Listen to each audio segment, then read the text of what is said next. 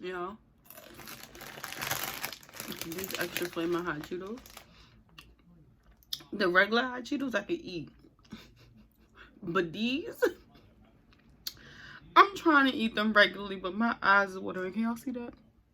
My eyes is watering. But this is so good.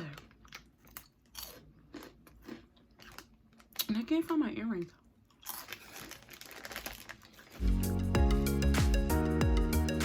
Hey guys, welcome back to my channel. So today I have this look for you guys. This is a full face, a drugstore makeup tutorial. Everything I'm wearing is full drugstore, period. Okay, I'm really loving this look though. Like, it's very simple yet so cute. Like, I'm feeling myself a little bit. But oh, that was a really bad.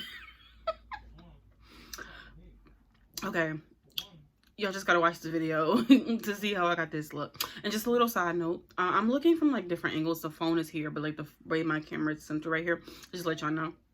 But when I was filming the foundation part, when I was applying it, I was filming and it was recording, and then I had stopped on my phone and it did not save the video. So I do not have that clip, so I'm letting you guys know that now, before you guys start the tutorial.